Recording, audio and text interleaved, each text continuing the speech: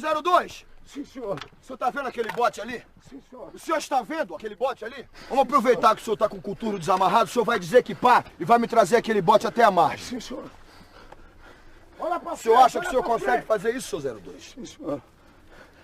Seu 02, sabe por que você não vai conseguir fazer o que eu tô mandando? Sim, senhor.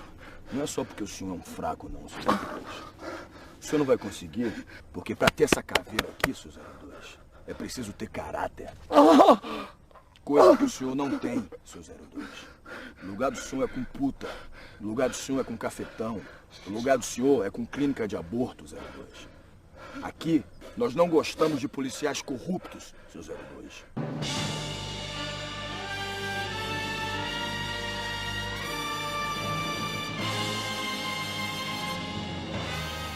This ridiculous argument that people trot out about back alley abortions, and people are going to get back alley abortions anyway.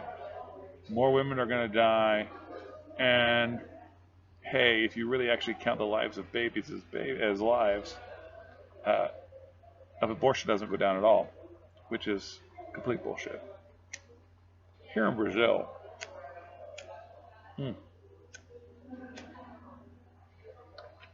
there's political pressure from certain groups to legalize abortion, which is currently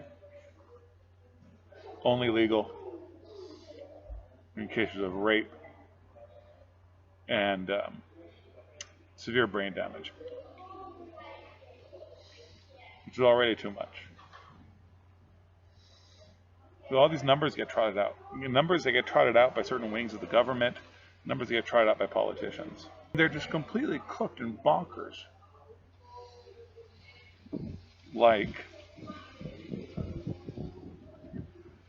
the number of yearly deaths by abortion surpassing the number of deaths of fertile women in Brazil for every cause. I mean, that's how basic and not fact-checky this stuff is. People just trot out numbers for rhetoric's sake. It is desirable, and it should be obviously desirable, to live in a society where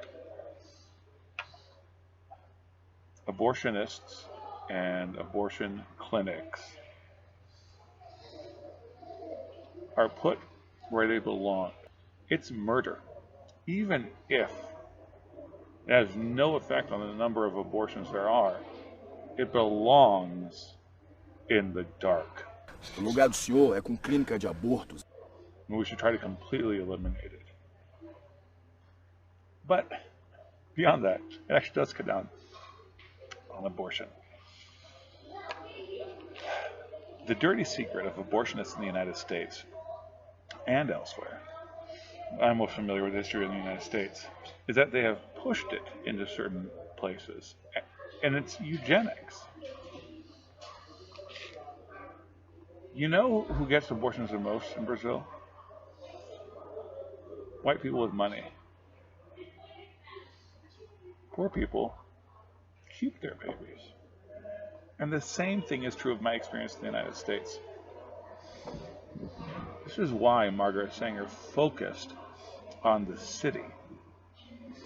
Because those populations are under pressure. Poverty in the city.